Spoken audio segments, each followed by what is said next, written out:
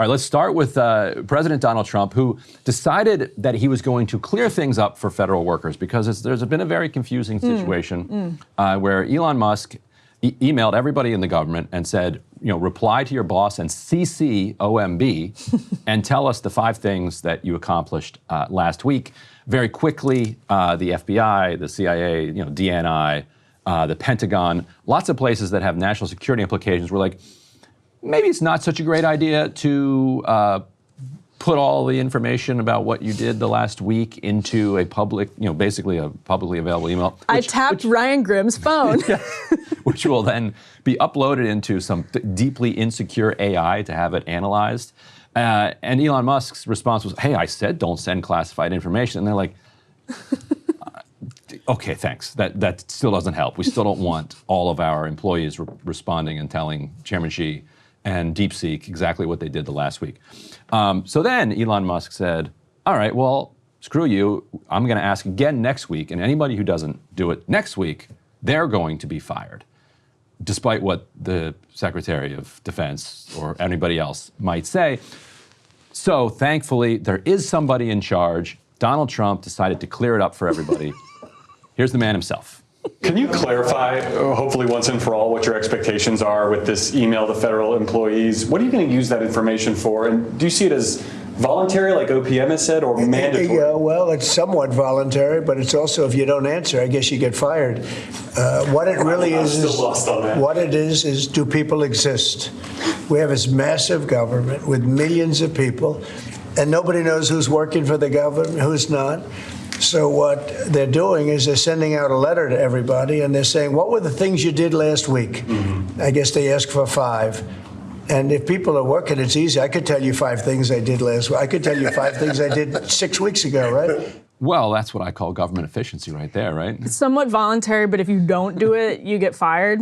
So it is somewhat voluntary. It's like, okay, so the Secretary of Defense or the Director of National Intelligence tells you, do not do this thing.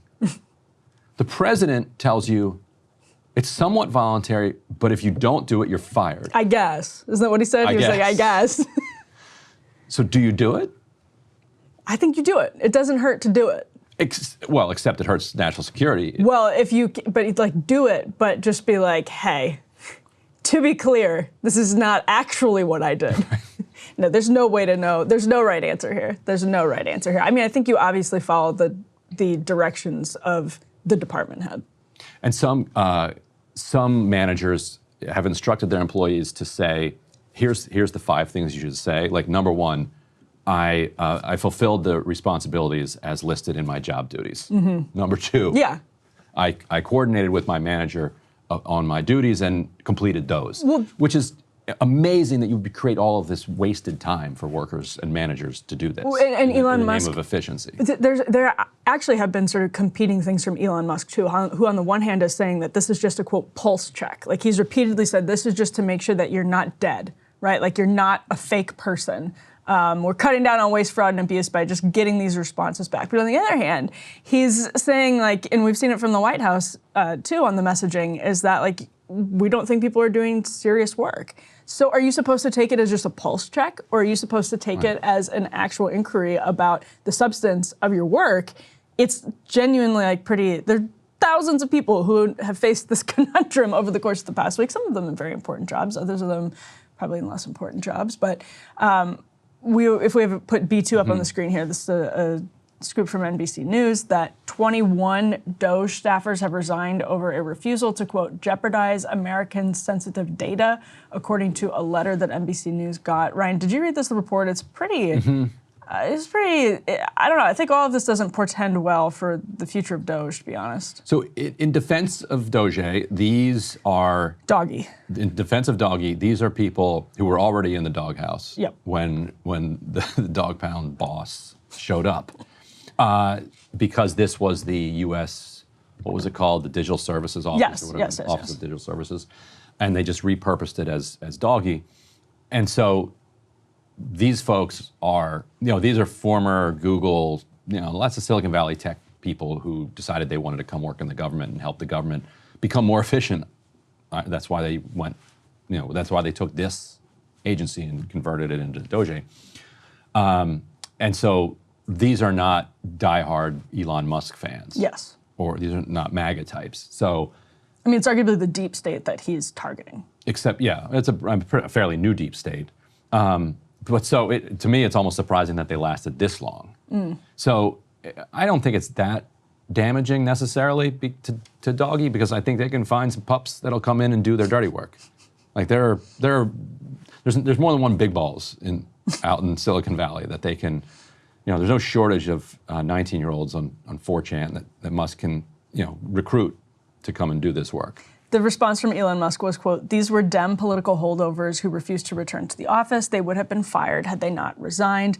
Yeah, Katie Miller, probably true. Yeah. Katie Miller said, quote, "These were full remote workers who hung trans flags from their workplaces."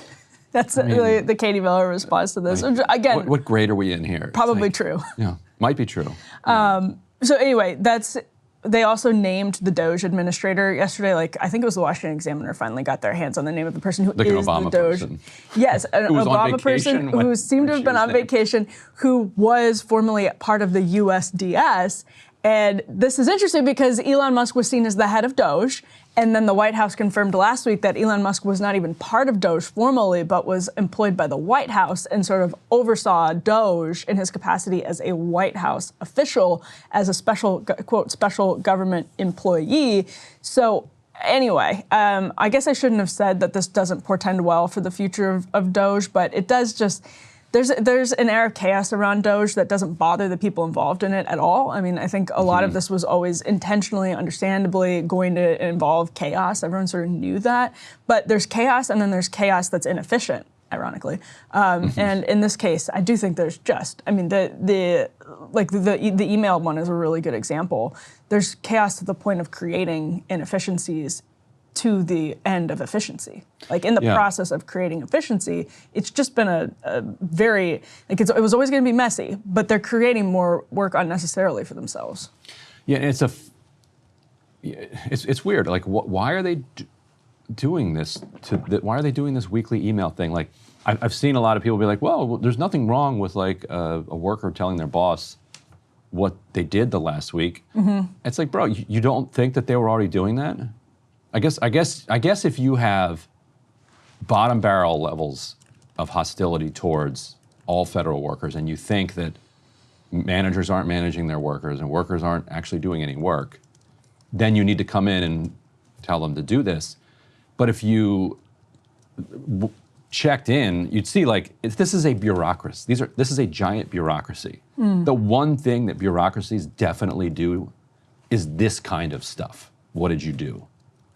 Like, what did you get done last week? Like, who did you check in with? What meetings did you have? It's half the work. It's just having meetings about meetings. Yes, that's half of what and it is the criticism of a bureaucracy. They spend too much time keeping track of that stuff. Right, and so now Musk is going to come in with another TPS report that they have to complete that is supposed to be in the name of efficiency. It's like, so it's so dumb. It raises the question. Okay, well, what are they really doing? What's really going on here? Like, are they actually trying to create chaos under the old argument that Democrats would always make about Republicans, that they don't like government, and so then when they get in power, they make it not work, and then they point to the fact that it doesn't work under them as reason that you should get rid of the government. Because is it really just as simple as that old thing, just now dressed up as a sleek Cybertruck? As a sleek Cybertruck. Wow, that was beautiful. Very poetic. Yeah, that was a very poetic touch. You're putting this stuff out for free. Yes. Well, not if you want it commercial free. If you want it commercial free, go to breakingpoints.com.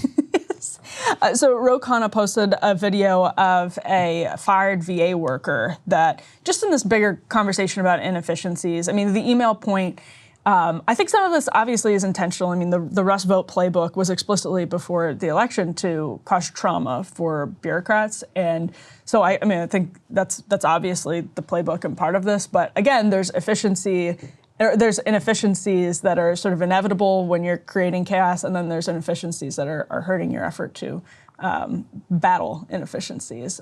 So let's take a look at this video that Ro Khanna posted of some people who have been affected by various cuts. We can roll this. I'm a veteran. I deployed to both Iraq and Afghanistan. Anybody who asked me, I would have told them I was voting for Trump. But at this point, obviously I never would have expected things to go this far. So this was really a job that meant a lot to me. So it was a way for me to help veterans that are struggling. I served this country, but now under Trump's executive orders, I'm being discarded like I don't matter. I don't think anybody's opposed to the idea of government efficiency and really getting rid of wasteful practices, but doing it in such a chaotic manner that leads to people getting fired by the tens of thousands. This was my dream job, and it's just being taken away by an administration who doesn't care about science. It doesn't care about people who might be homeless. I literally sank in my chair. I had no idea that without due process that I could just be terminated out of the blue. I was a highly performing individual. I would just ask President Trump and anybody else that might be in charge to reconsider your decision. The United States of America is not a social media or tech company, and it should not be run like one. Mr. President, many of these people voted for you. I don't regret voting for President Trump, but the actual policies being pursued just don't comport at all with the actual goals of the administration. We want them reinstated. It's an absolute travesty that the president the other day said that Elon Musk was a patriot. When we see how many veterans we have on the line that are being absolutely devastated by this. This has been devastating for our family. We have a mortgage. We have to pay for a preschool. Mine happened on February 15th, but the day before, what many reporters are calling the Valentine's Day Massacre, my computer went black and I was unable to sign back into my computer. I was the source of our family's health care. It's put us in a pretty strenuous position right now. People getting fired and bringing back because they were fired without realizing how crucial their work is. It really leads to mistrust from the general public and steers people away from a career in public service. I was anticipating having, 12 weeks of paternity leave through my work with the USDA. Ryan, we talked about for months before DOGE actually went into effect, DOGE actually went into effect, that there were going to be all kinds of tear-jerking images of fired federal workers, whether they're on the streets with their ferns and boxes or talking in these videos that Democrats put out that make the process, complicate the politics of the process for Republicans. Now, a Harvard-Harris poll this week found pretty widespread support for DOGE, I think, to the worst pollster in America. We should underscore. Although to be fair, other because it's Mark Penn's. To be fair, other polls have found similar results. If you ask, should you cut federal spending, yes. and Well, and the reason I bring that up is because to the extent Republicans are able to say this is just about waste, fraud, and abuse, and they keep saying waste, fraud, and abuse, waste, fraud, and abuse, then they can politically sort of win the battle and overcome the obstacles of having all of these tear-jerking stories circulated through media and by Democrats. But those stories, the more powerful they are and the more sympathetic they are, they create a much higher hurdle to overcome for Republicans to make the case that this is just about waste, fraud, and abuse. Right, and if they did all this and they made the government more efficient and they cut taxes for people, then you probably would have a decent chunk of the American public would be like, I'm sorry that this had to happen to these hardworking people, but we have to live within our means, blah, blah, blah. They're not going to do that. I think they're going to make the government much less efficient. They're going to anger a lot of people in how they do it, and they're going to basically go on a round of grifting. So one of the workers in there was from the VA. The DOGE lead who is handling the VA is Justin Fulcher. So much is going on that this has barely gotten any attention. He's the co-founder of RingMD, which is a telehealth company. I'm trying to think of what would be a more direct conflict of interest than sending a telehealth tech guy into the VA to slash and destroy it. So we're going to make sure all these veterans get much worse care. And guess what? I have a telehealth company here that is willing to step into the breach. Sorry that we shut down these different community facilities. I'm sorry we've extended wait times and now you can't get in to see an actual doctor for 6 months. But guess what? I have a Zoom for you for the low price of whatever he charges the VA. Well, don't you worry about it. We're just gonna have the VA write a check directly to us, and we're gonna walk away with enormous amounts of money. Yeah, and some of this has actually been there have actually been proposed cuts to telehealth coverage too. It's all very across the Like it's all over the place. What the actual strategy is, and again, like they would say that's completely necessary. I actually agree to some extent that there are going to be conflicting cuts because they're trying to do this like sweeping quote revolution, according to Elon Musk, and there is a lot that can be cut. I saw an interesting post from someone at the Manhattan Institute who said, "Imagine if Mitch Daniels were in charge of DOGE. Like you had this it's an interesting catch-22 because on the one hand, you don't have the, I guess, cultural capital and just like crazy will to do a lot of the stuff that Elon Musk who's has. Mitch Daniels? Remember, is the governor, the very mild-mannered Tea Party era governor of Indiana, who was all about it. Sort of like a Coburn type, a Tom Coburn type, who was all about it. Someone who would, like the Rand Paul annual Festivus list. Like this is, the bread and butter of somebody like Mitch Daniels, and it's kind of a fascinating hypothetical to think about, or just like to think about what it would look like without Elon Musk, like DOGE without Elon Musk. Because on the one hand, you don't have the insane energy, but on the other hand, you don't have the insane energy. So it's like, could you even have DOGE without Elon Musk? I don't know, but without Elon Musk, it probably would be, there would be streamlining, I would imagine. There would be like more consistency. And I guess last point on efficiency, because we're not being very efficient moving through this block.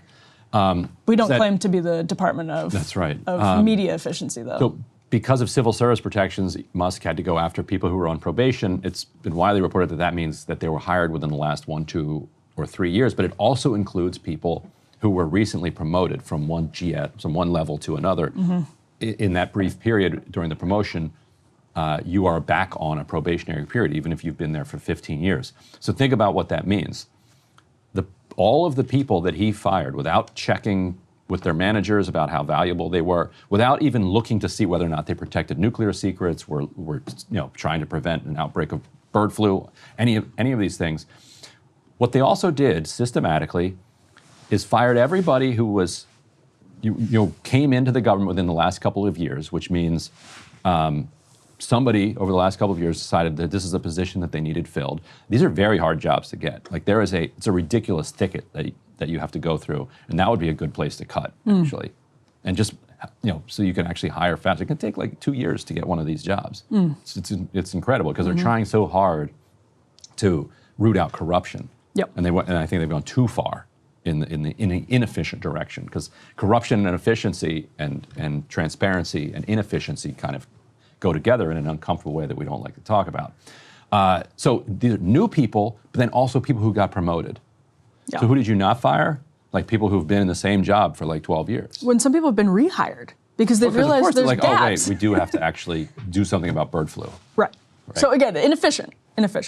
Now, that to people like my friends on the right would be like, okay, so you are now like, this is a just cause, and you are now whining about the process, and I actually completely understand that, but my counter argument to that would be, we don't know how this all plays out. Like, there's still a long way to go. Right. They'd say you got to break some eggs to make an omelet, and I'm like, cool, where's the omelet?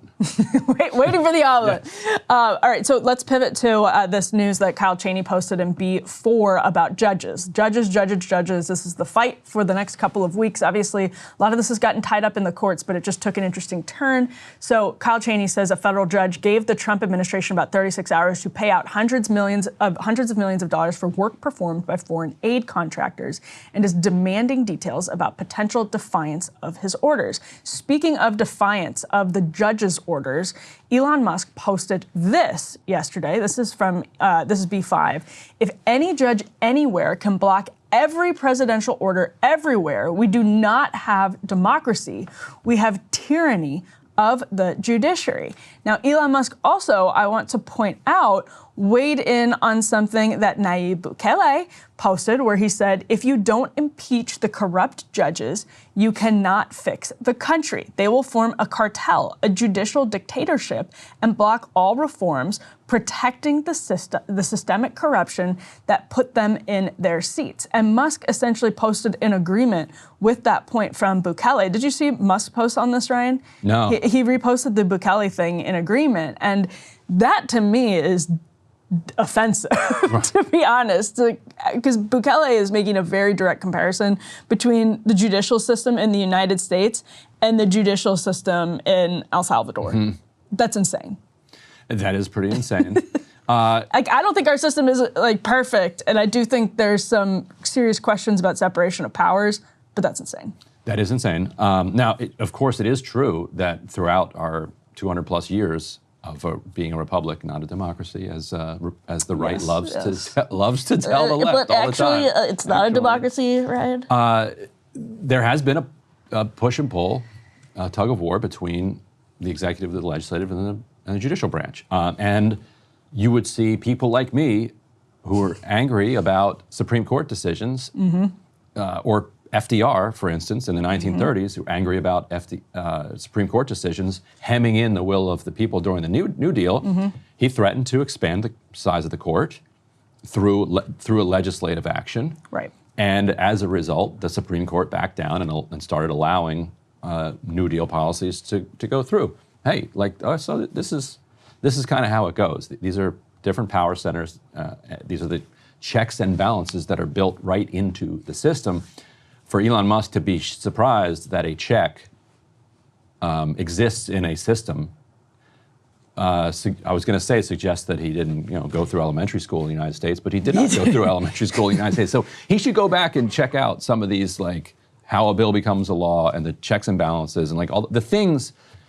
Well, they're on the citizenship test, though. So here's what he posted. He should have actually seen it then, unless he sent some gamer in to take a citizenship test for him. So Bukele posted, checks and balances don't truly exist unless the judicial branch can also be checked and balanced. He could have stopped right there. Checks and balances don't truly exist in El Salvador. But he said checks and balances don't truly exist unless the judicial branch can also be checked and balanced. And Elon Musk responded, the only way to restore rule of the people in America is to impeach judges. No one is above the law, including judges. That is what it took to fix El Salvador. Same applies to America. And it is true that you have to be able to check the judiciary. 100% it's true that you have to be able to check the judiciary.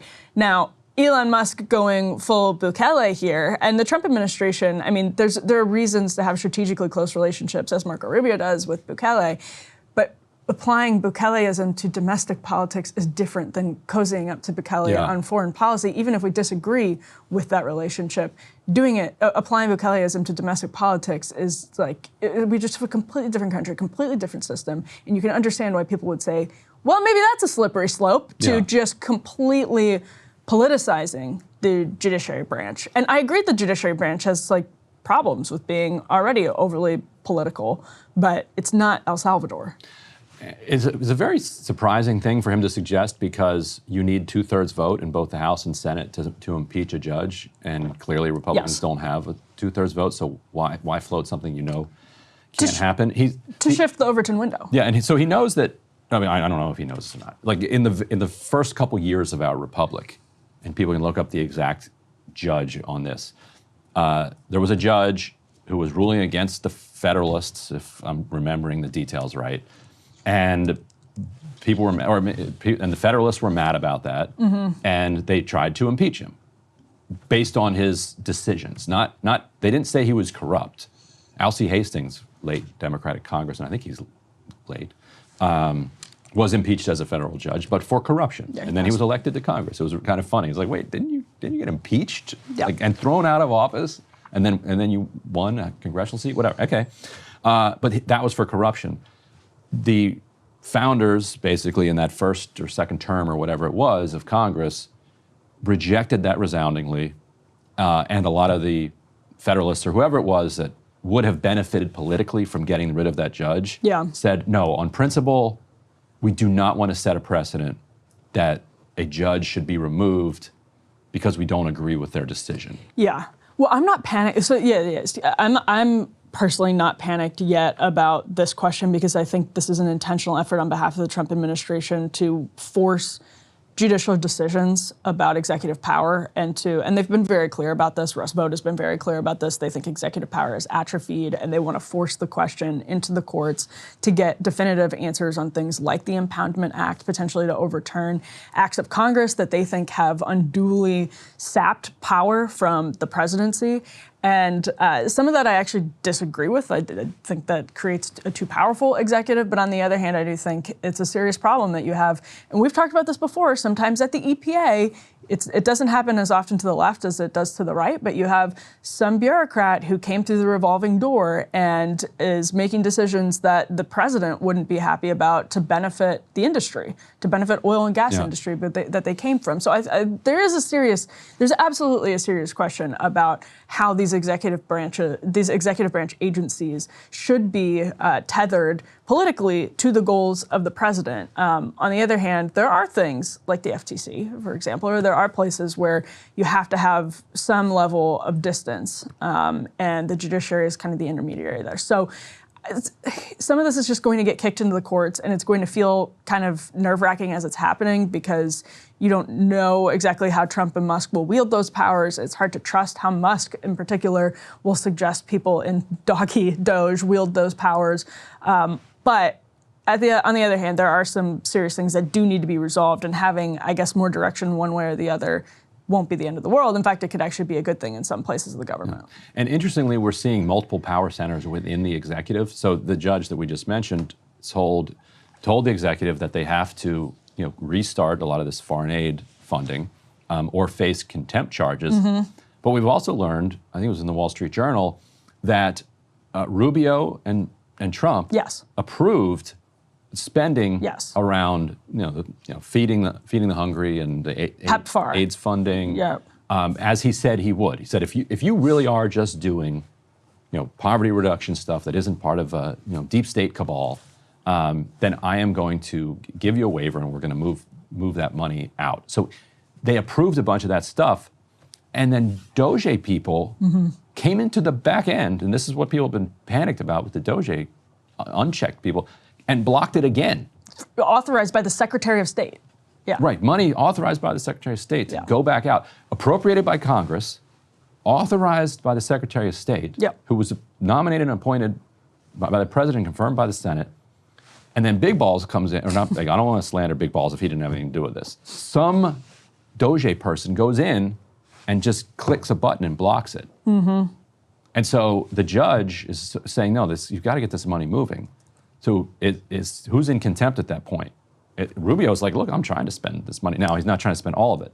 There's a bunch that Rubio doesn't want to spend that the judge is saying you have to spend, and that's USAID. And that's going to be very interesting. But what do you do if the kids are like, no, not going to do it? Mm-hmm. No, really. Let's, before we leave this block, kick it over to Representative Nicole Maliotakis of New York, who weighed in on DOGE with some criticism. Facing tough re-election, right? This is one of the few Republicans.